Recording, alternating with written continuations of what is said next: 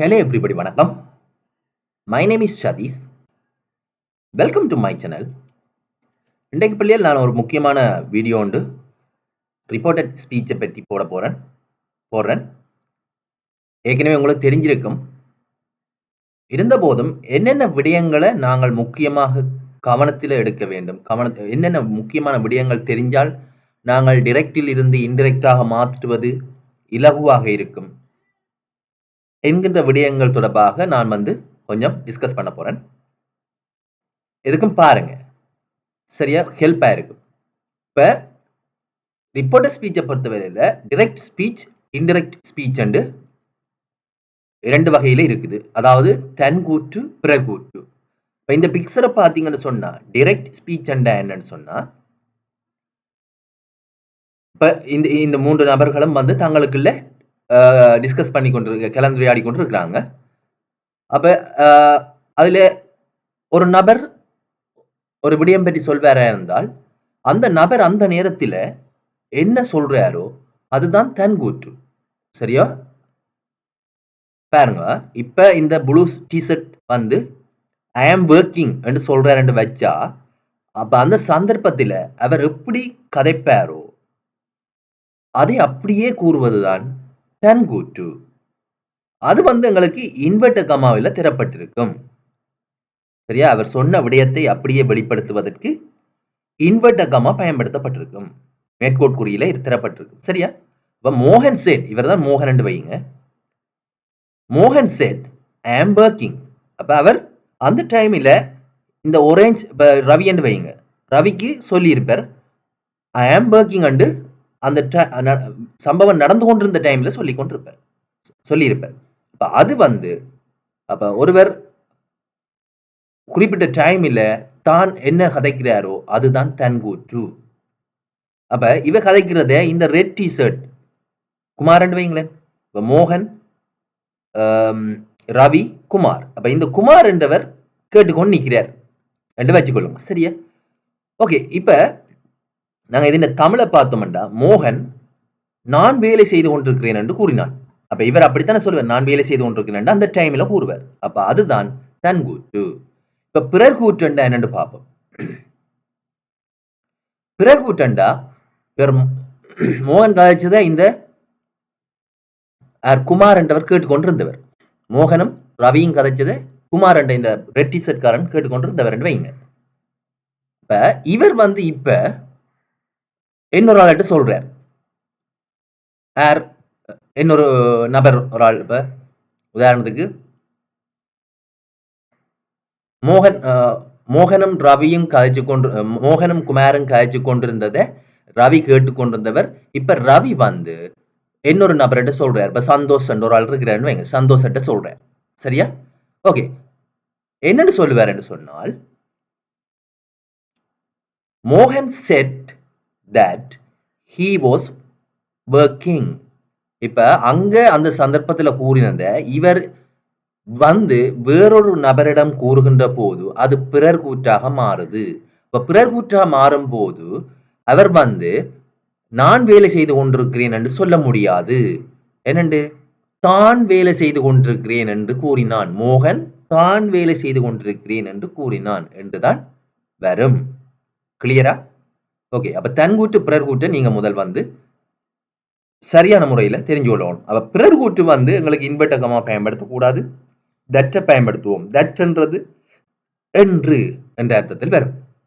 Okay. அப்ப தன்கூற்று பிறர் கூற்றை நீங்க கிளியரா புரிஞ்சு கொள்ளணும். முதலாவது விஷயம். மூன்றாவது விஷயம் என்னன்னு சொன்னா, இந்த நாங்க டிரெக்டில் இருந்து இன்டிரெக்டாக மாற்றுவதற்கு நாங்கள் 3 வகைப்படுத்தி இருக்கிறோம். அதாவது ஸ்டேட்மெண்ட்ஸ், குவேஷன்ஸ், கமாண்ட்ஸ், கூற்றுக்கள், வினாக்கள், கட்டளைகள். இப்படி உங்களோட டிரெக்டில தரப்படலாம். தந்தால் அதை இன்டிரெக்டா மாத்துறதுக்கு எங்களுக்கு சில விதிமுறைகள் இருக்குது. அப்ப அதை பற்றியும் நீங்க தெரிஞ்சு கொள்ளணும். இப்ப உதாரணத்துக்கு இப்ப நாங்கள் ஸ்டேட்மெண்ட்டை பார்ப்போம். ஸ்டேட்மெண்ட் ஒரு டிரெக்ட் ஸ்பீச்சில் ஸ்டேட்மெண்ட் இருந்தால், கூற்றுக்கள் தரப்பட்டால், அங்க அந்த டிரெக்ட் ஸ்பீச்சில் ஐ அல்லது யூ தரப்பட்டிருக்குமாக இருந்தால் நாங்க இன்டிரெக்டாக மாற்றும் போது கி சி என்று மாற்ற வேண்டும். சரியா? கூற்றுக்களை பொறுத்தவரையில் மை அல்லது யுவர் என்று தரப்பட்டிருந்தால் கிஸ் அல்லது கே என்று மாற்ற வேண்டும். மீ அல்லது யூ என்று தந்திருந்தால் ஹிம் அல்லது கே என்று மாறும். வி அல்லது யூ என்று இருந்தால் தே என்று மாறும். அவ அல்லது யுவ என்று இருந்தால் தேர் என்று மாறும். அஸ் அல்லது யூ என்று இருந்தால் தெம் என்று மாறும். டுடே என்றிருந்தால் தட் டே என்று மாறும். எஸ்டர்டே என்றிருந்தால் த டே பிஃபோர் என்று மாறும். டுமாரோ என்றிருந்தால் த நெக்ஸ்ட் டே என்று மாறும். நவ் என்றிருந்தால் தென் என்று மாறும். திஸ் என்றிருந்தால் தட் என்று மாறும். தீஸ் என்றிருந்தால் தோஸ் என்று மாறும். கியர் என்றிருந்தால் தேர் என்று மாறும். நெக்ஸ்ட் வீக் என்றிருந்தால் த ஃபாலோயிங் வீக் என்று மாறும். லாஸ்ட் வீக் என்றிருந்தால் த ப்ரீவியஸ் வீக் என்று மாறும். ஏ இயர் எகோ என்றிருந்தால் ஏ இயர் பிஃபோர் என்று மாறும். இட் என்றிருந்தால் இட் என்று மாறும். ஓகே, அப்ப இது உங்களுக்கு கட்டாயம் இந்த சொற்கள் எப்படி மாறும் இன்டெரக்டா மாற்றும் போது என்றது அடுத்த முக்கியமான விஷயம் நீங்க கட்டாயம் தெரிஞ்சிருக்க வேண்டும். அடுத்தது பாருங்க, அடுத்த முக்கியமான விஷயம் ரிப்போர்ட்டிங் வெர்ப் சிம்பிள் பிரசன்ட் ஆக இருந்தால் எங்களுடைய ஸ்டேட்மெண்ட் காலத்தை நீங்க மாற்றக்கூடாது. அது என்ன விஷயம்? இப்ப ரிப்போர்ட்டிங் வெர்ப் பண்றது எங்களுக்கு இது இவர் தான் அங்க செட் என்று வர்றது சேஸ் என்று வந்தால் சேஸ் சிம்பிள் பிரசன்ட் ஆக இருந்தால் இந்த statement I am not well என்றது பிரசன்ட் டென்ஸ் ஆக இருந்தால் நாங்கள் இன்டிரெக்டாக மாற்றும் போது மோகன் சேஸ் தட் பாருங்க டென்ஸ் மாற்றக்கூடாது, ஆனா மற்ற எல்லாம் மாறும். He is not well, he is not well. அப்ப இங்க பிரசன்ட்ல இருந்தது இங்கேயும் பிரசன்டா தான் இருக்குது, ஆனால் ஐ கீயா மாறி இருக்கிறார், ஆக இஸ் என்று மாறி இருக்கிறார். சரியா? சரியா? அப்ப இது விளங்குதா? அப்ப ரிப்போர்ட்டிங் வெர்ப் பண்ற இவர் சிம்பிள் பிரசன்ட் டென்ஸ் ஆக இருந்தால் ஸ்டேட்மெண்ட் என்ன காலத்தில் தரப்பட்டிருக்குதோ அதே காலத்துக்கு நீங்கள் மாற்ற வேண்டும். இன்டிரெக்டாக மாற்றும் போது தட் ஆனா பயன்படுத்தத்தான் வேணும், தட்டையும் பயன்படுத்தி. சரியா? இந்த டென்ஸை மாத்தாம விட்டா சரி. ஓகே, இப்ப அதே மாதிரி ரிப்போர்ட்டிங் வெர்ப் சிம்பிள் ஃபியூச்சராக இருந்தால் காலத்தை மாற்றக்கூடாது, ஸ்டேட்மெண்ட் காலத்தை மாற்றக்கூடாது. இப்ப வில் சே, இப்ப செட்டுக்கு பதிலாக சேஸ் வில் சே இருந்தால் ஐ ஆம் ஹாப்பி, இப்ப நான் அது பிரசன்ட்ல இருக்குது. இப்ப நாங்க மாற்றிக்க மோகன் will say that he is happy, பிரசன்ட்ல இருக்குது, பிரசன்ட்லயே இருக்கு. சரியா? கிளியரா? மற்றது மாற்ற வேண்டியதெல்லாம் மாறும், ஆனா என்ன டென்ஸ்ல தரப்பட்டிருக்கோ அந்த டென்ஸ் மாறாது. அதே மாதிரி ரிப்போர்ட்டிங் வெர்ப் பிரசன்ட் பெர்ஃபெக்டாக இருந்தால் அது இந்த ஸ்டேட்மெண்ட் காலமும் மாற்றம் அடையாது, டென்ஸ் மட்டும் மாறாது. மோகன் has said I love animals, அப்ப அது சிம்பிள் பிரசன்ட் டென்ஸ்ல இருக்குது. அப்ப மோகன் has said that he loves animal, அதுவும் சிம்பிள் பிரசன்ட் டென்ஸ்லயே வருது. சரியா? அப்ப எங்களுக்கு says will say has said இப்படி, அதாவது simple present tense, simple future, present perfect ஆகிய டென்ஸ்களில் ரிப்போர்ட்டிங் வெர்ப் இருக்குமாக இருந்தால் ஸ்டேட்மெண்ட் என்ன காலத்தில் தரப்பட்டிருக்கோ அந்த காலத்தில் நாங்கள் எழுத வேண்டும், இன்டிரெக்டாக மாற்ற வேண்டும். இதுவும் ஒரு முக்கியமான விடயம். ரைட். மற்றது நீங்க தெரிஞ்சு கொள்ள வேண்டிய விடயம் ரிப்போர்ட்டிங் வெர்ப் சிம்பிள் பாஸ்டாக இருந்தால் மட்டும்தான் ஸ்டேட்மெண்ட் காலம் மாறும். பாருங்க, செட் செட் என்று இருந்தா ஐ லவ் அனிமல்ஸ் என்றால் சிம்பிள் பிரசன்ட் டென்ஸ், ஆகவே எப்படி மாறப்போகுது? மோகன் said that he loved animal, simple present tense simple பாஸ்டாக மாறுது. இதற்கு காரணம் ரிப்போர்ட்டிங் வெர்ப் சிம்பிள் பாஸ்டாக இருக்கின்றமை. ஓகேயா? ரைட்.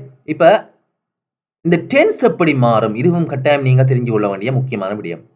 சிம்பிள் பிரசன்ட் டென்ஸ் ஆக இருந்தால், அதாவது ரிப்போர்ட்டிங் வெர்ப்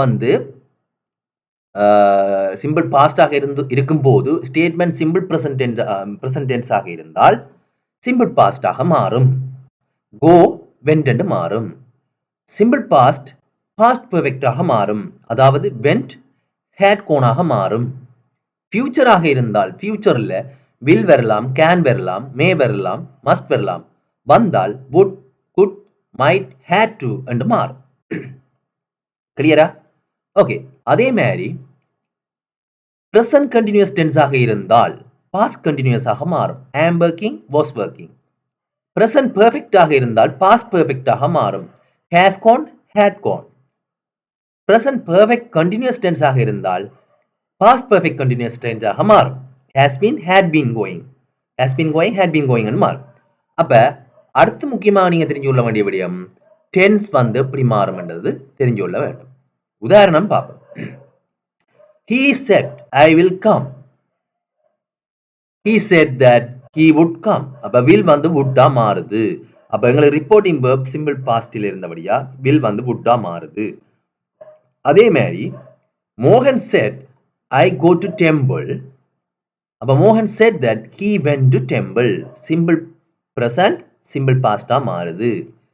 அதே மாதிரி மோகன் said I met Kumar last week. இது சிம்பிள் பாஸ்டில் இருக்குது. ஆகவே மோகன் said that he had met Kumar the previous week. சரியா? அப்ப past perfect மாறுது. சிம்பிள் பாஸ்ட் பாஸ்ட் பெர்ஃபெக்ட்டா மாறுது. ஓகே, இப்ப மோகன் said I am ill. அப்ப இங்க வந்து be verb வருது. அப்படி வந்தால் மோகன் said that he was ill. சரியா? பிரசன்ட் பாஸ்டா மாறும். சரியா? ஓகே, அப்ப இதையும் நீங்க கட்டாயம் தெரிஞ்சு கொள்ள வேண்டும். அடுத்து ஒரு just no question வந்தால் டிரெக்ட்ல just no questionாக வந்தால் நீங்க whether அல்லது if ஐ பயன்படுத்த வேண்டும். அதாவது he asked me are you fine என்று கேட்கிறாங்க. சரியா? அப்ப இது ஒரு just no question. ஆகவே நாங்கள் அதை மாத்துறதுக்கு whether அல்லது if பயன்படுத்த வேண்டும். He asked me whether I was fine. அல்லது he asked me if I was fine. அப்ப whether அல்லது if பயன்படுத்துவோம். ஓகேயா? ரைட். அதே மாதிரி WH question வந்தா எப்படி மாறும்னு பார்த்தா அங்க நாங்கள் வெதரையோ அல்லது இஃப்யோ பயன்படுத்தக்கூடாது. சரியா? இப்ப he asked me where are you going? இங்க WH question இருக்கிறார். இது வந்து just no question இல்ல, WH question. ஆகவே நாங்கள் he asked me where I was going. சரியா? டென்ஸ் மாறும். ஆனா டென்ஸ் மாறும். அதே மாதிரி எந்த WH question வேர்ட் வந்திருக்கோ அதையே நீங்க திருப்பி பயன்படுத்த வேண்டும். He asked me where is the post office? He asked me where the post office was. சரியா? அப்ப WH question ஆக இருந்தால் நீங்க if ஐ அல்லது whether பயன்படுத்த கூடாது. அதே WH வேர்டை பயன்படுத்தி நீங்கள் வந்து இன்டைரக்டாக மாற்ற வேண்டும். அதுவும் முக்கியமா தெரிஞ்சு கொள்ள வேண்டிய விடயம். கமாண்ட் கட்டளை வாக்கியங்களை பொறுத்தவரையில நீங்கள் அந்த டிரெக்டில் எப்படி திறப்பட்டிருக்கோ அதுக்கு பொருத்தமான வகையில ஆஸ்க், ordered, requested, advised போன்ற பொருத்தமான சொற்களை பயன்படுத்த வேண்டும். இப்ப பாருங்க, he said to me open the window. அப்ப அவன் எனக்கு என்ன ரிக்வெஸ்ட் பண்றான். அப்ப எப்படி மாறப்போகுது? he requested me to open the window. அப்ப கட்டளை வாக்கியத்துக்கு முன்னால to பயன்படுத்துறோம். சரியா? அதே மாதிரி இன்னொரு உதாரணம், doctor said to me don't work hard. அப்ப டாக்டர் எனக்கு என்ன செய்யறார்? அட்வைஸ் பண்றார். அப்ப doctor advised to me not to work hard. அப்ப don't வந்து not to work hard வருது. சரியா? அப்ப இந்த முக்கியமான விடயங்களை இந்த 12 நான் தந்திருக்கிறேன். இவ்வளத்தையும் நீங்க தெரிஞ்சு கொள்வீங்களா இருந்தா ஈஸியா வந்து இன்டைரக்டாக மாற்றலாம். சரியா? ஓகே, திருப்பி பார்த்துக்கொள்ளுங்க பிள்ளையார். சரியா? 2019 ஆண்டுக்கு பிறகு அப்படி டிரெக்டா வந்து உங்களுக்கு தெரியல கேள்வி சில வள வரலாம், பார்த்துக்கொள்ளுங்க. ஓகே, இந்த வீடியோ உங்களுக்கு பிடிச்சிருந்தா லைக் பண்ணி ஷேர் பண்ணுங்க. டேக் கேர், பாய்.